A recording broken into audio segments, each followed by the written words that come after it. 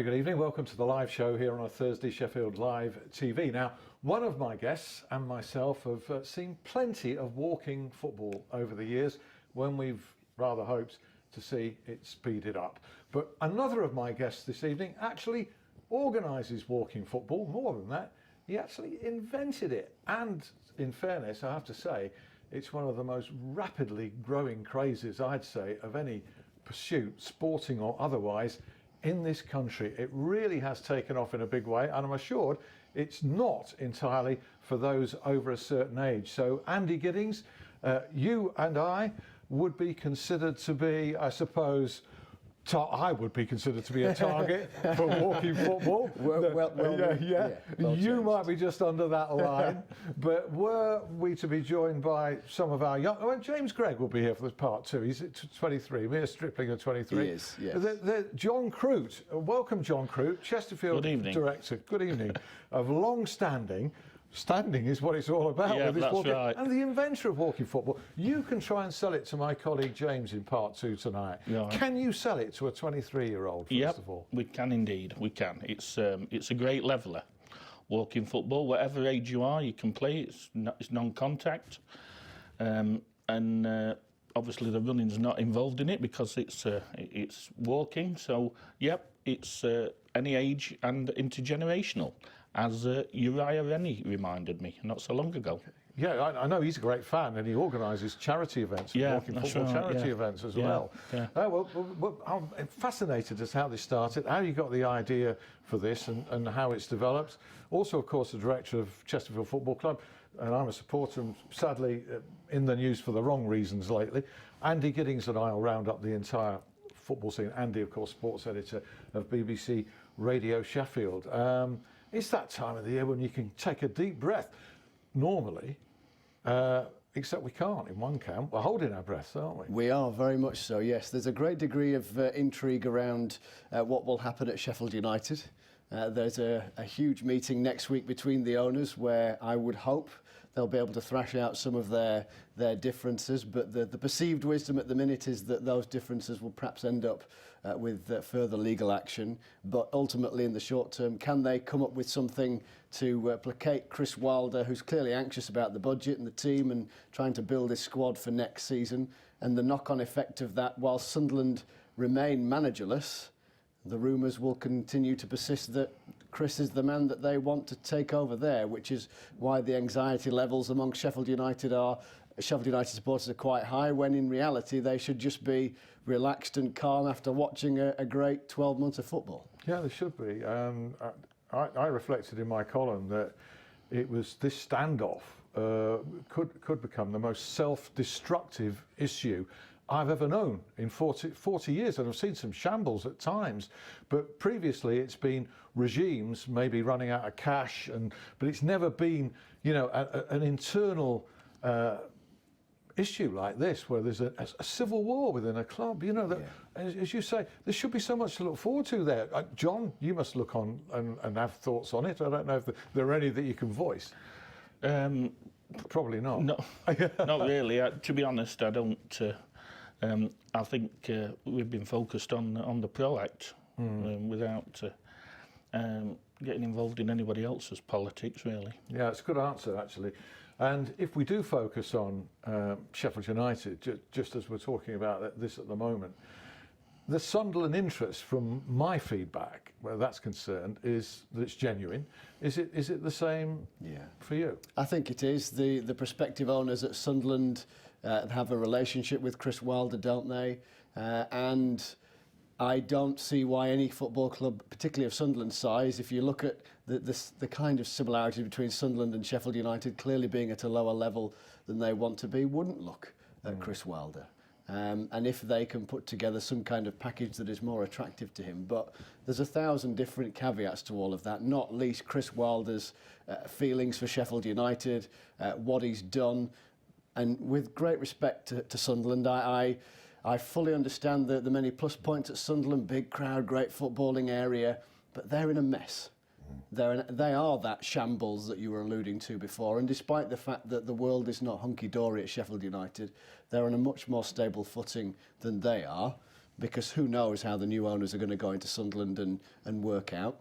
Chris has a semblance of a team, and the root of the frustration or the will and the wish and the want about money at Sheffield United is not can they build a competitive team for next season to tread water. It's can they put some kind of team together to maybe try and have a crack at the playoffs, which they almost did this time around. So I understand those frustrations, but I think personally were Chris to leave, even to a club like Sunderland, as good as they can be, would be a backward step. Yeah, and I've no doubt he has no wish to leave for anywhere in particular, certainly nowhere that's been linked with him so far, because he's put so much of the groundwork in place, so much has been done at Bramall Lane to get that job right. But just one further thought before we go back to John and talking football, and walking football rather, and discuss Atty Newhoo's new deal at Sheffield Wednesday and topics there.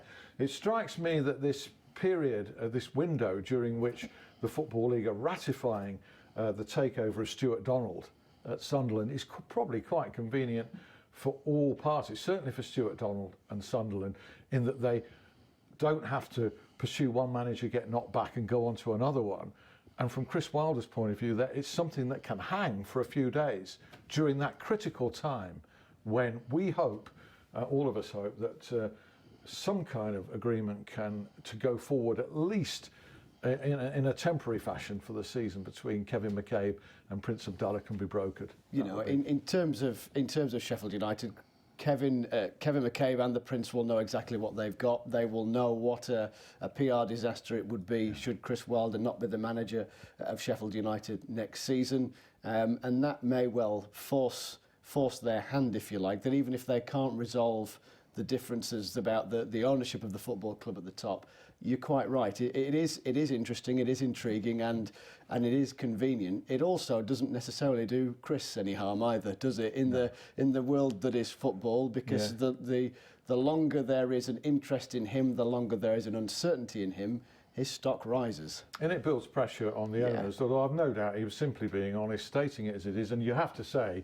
without him speaking out like that, and without the groundswell of support from supporters, and without the media also getting involved, would those two principal characters be meeting and even talking? Would they, honestly? Yes, I personally think they would. Anyway. Yes, I personally do think that they would be talking. The problems that are in the public domain after the statement in early February from the football club and the various different things that Chris has said over the course of not just the last couple of weeks, but at various different junctions in his press conferences since that period of time.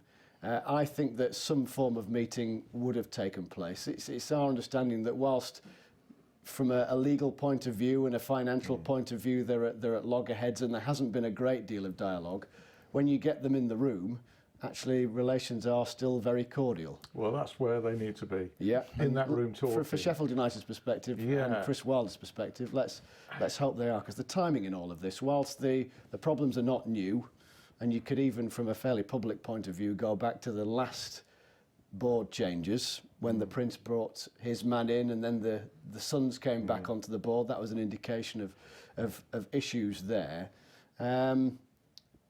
It's not been this good at Sheffield United for years, has it? Yeah. The downturn initially, of course, there were problems there, and then the stagnation in League One, and then all of a sudden, zoom, up they come, and you think, well, off you go, and then there's something. Yeah, well, the sensible thing is let's park off the legal issue, let's team up, let's see what we can do next season, and that, I think the smart money's on that. Enough to appease Chris Wilder to have one crack at it next season, at least. Let's hope so. John Croot, we're going to go to Sheffield Wednesday later, but tell me, how on earth did this concept come to you about walking football? Where did the idea come from? Well, it was around, I think, 2008, 2009 when the community trust at Chesterfield, we got funding from a football foundation and another funder, I can't remember which one now, and it was called Extra Time to work with older people, and I went to a capacity building day at Manchester United at Cliff at their old training ground, where the funder basically said, you know, this is what we want you, we're looking for you to do, and they gave quite high targets and social outcomes for the figures. So I was sort of coming home and thinking, well, you know, they're quite stiff targets, these, and how are we going to do it? We got, as I say, I think it was £20,000 we got over 2 years. And I sort of came back and thought, well, it keeps coming back to football, really, because you could have done any sort of, anything with older people, as in groups or other sports. But football was the one that obviously we're known for, and often gets the numbers. So I just thought, well, actually, what's the issue with older people playing it? Well, running, okay, well, we'll take that out. Slide tackles are probably a bit difficult, so we'll take that. Slide tackles out and a few other things. And got back and spoke to our coaches at the Community Trust and just said, look, you know, we've got this funding, open to ideas. This is one I've thought about. We actually rung a few clubs up and said, you know, walking football. I said, no, never heard of it. And I'm sure it's been played in some form over the years, but certainly not to any organised level, not really. Intentionally. No, it's just when you're knackered. Probably, yeah, that's right. That's all. In a I'm sure we've all had players at our clubs that we think have walked around over the years. We got the first set of rules. And then advertise the sessions. And we got great numbers, to be honest. It was clear from the start we'd hit on something. It's like all the best ideas. It's the simple ones, isn't Absolutely. It's just astonishing, really, to be honest. And then Sky Sports picked up on it, and it was covered on Sky Sports News. And the following week was just bizarre.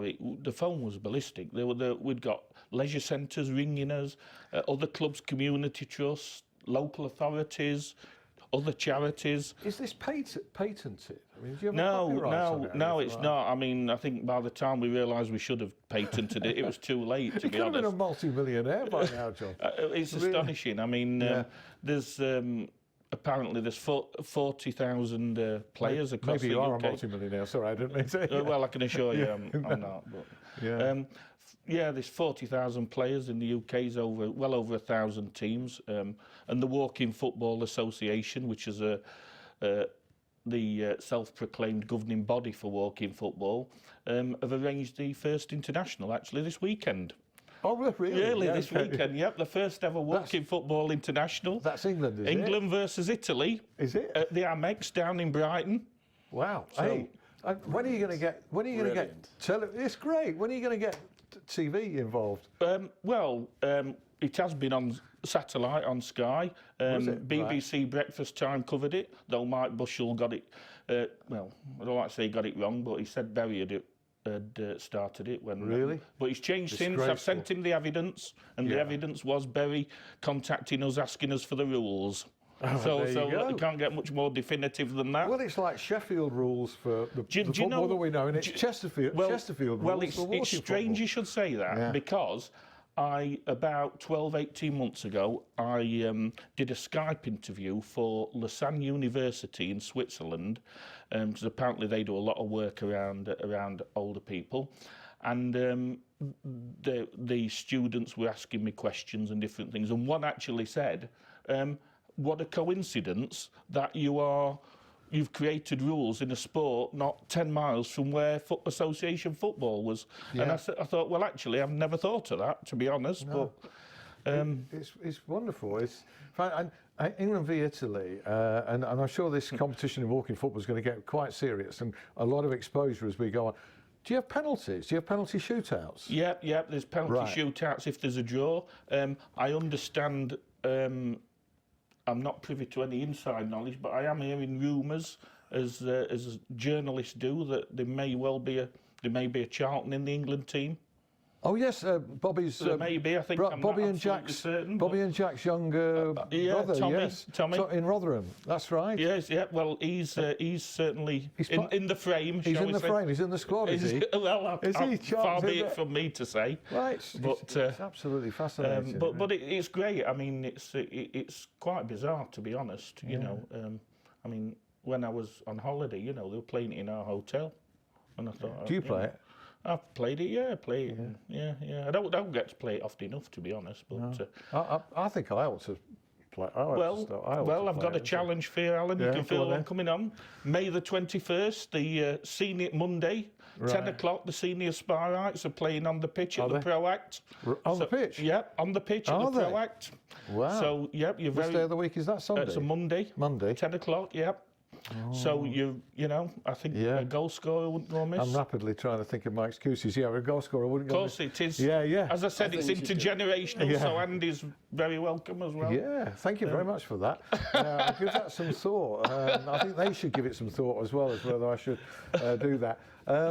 Penalties. Lots of players almost walk up to take a penalty anyway, so the technique doesn't have to change much. Come back to you, John, on more of that. Actually, do you know this guy? You've been a Chesterfield director for 30 years. Is it 30 years? No. I left for a while in the 90s, but I was first a director at, I think it was 23 years old in 1987. So you had 2 spells on the board. Part of the rescue from the Darren Brown era, which we don't talk about too much. We try and forget. But he started by fielding balls at the cross street end. There's a low terrace at the cross street end. Ball used to go over there regularly during a game, and he used to get like a quid for every ball that you kicked back. It wasn't a quid, actually. It wasn't a quid, no. But I went to the You school. keep some. I went to the school that's on Cross Street behind the away end, and in the week I managed to get the job of taking the ball back. So it was in the 70s, and when you've got your Steve Camax there and one or two others. There were a few firing over that. A few coming over. So that was my first connection, really. Okay, well, we'll come plenty more of you in part 2. We've got 3 minutes or so to kick around Sheffield Wednesday, Andy, and the big news of the day, of course, not unexpected, in fact, very expected. Ati Nuhu signs a new contract to a great fanfare of delight. Who could have predicted that? Who could have predicted it? And I'm intrigued by this. They've obviously managed to convince him to stay. Now, that might be because they've offered him a great financial package, but I would love to know what Sheffield Wednesday and obviously the manager, Josh Lukai, have said to Ati Nuhi, because clearly for the last few months he's been fantastic. But there is still that, and if I was Ati Nuhi, I would have had the same thoughts. What happens when Hooper and Fletcher, for example, get back into the swing of things? Am I going to become the forgotten man again? Or, given what Lukai will have seen, and he's only seen Ati Nuhi playing the way he has, do they now start to build a team around him going forward? I mean, he's 28, isn't he? And with players either side of him, does then he become the fulcrum of the attack going forward? I'd hazard a guess that he was so positive so early when he was so evasive on other things, Josh Lukai. He made it pretty clear early on, this guy he wanted in his club. That was pretty positive to me. So I suspect that Ati has thought, wow, this guy really wants me here. Well, if they change the way they go about it, and I know that people have looked at Carlos Carvalhal's role in whether he used Ati Nuhi enough. To be fair to Carlos, he always said, look, he's my best target man, but we don't play with a target man nearly often enough, or it's not the way we want to go about things, so that's why he didn't play so much. Lo and behold, Lukai may well want to going forward. And the world is now Ati Nuhi's oyster. I mean, it's great. I mean, we've known for a long time what a popular figure he is. He's always great on stage at the Owls in the Park thing. Generally swears, which gets him a lot of kudos. So he's popular. He's one of those types of figures. But now it's up to him. I mean, 13 goals for the season, most of which under Lukai. Yeah, I think it was 13 or 14, Brilliant. actually. 14, yeah. And gets the new deal. And like you say, a player of his type is always easy to pick on when things aren't going well. They're always. I remember even Ernie Moss, in his heyday at Chesterfield, he was the fella that if things weren't going right would still get some stick from the crowd because he looked a bit ungainly. And you get the same with Nuhu, but I think he's got, for the first time, he's got far more appreciators than detractors. And there'll still be detractors, and there's still the idea of whether he can head it and his first touch and everything. But one thing that is without question is his recent goal scoring record. His work rate's never been in question at all, and he always causes problems, doesn't he? He does. Whether he's on form or not, scoring or not, other managers don't, and defenders do not like facing him. They absolutely don't. Yeah. Right, so plenty more where that came from in part 2. I mean, Sheffield Wednesday kicking on, making an early start. And I think we all applaud that. The way they're getting decisions made. It's unfortunate that Sheffield United are having to freeze things a little at the moment, but it sounded a bit of a more optimistic note just then. Back in 5 for more. We'll see you then.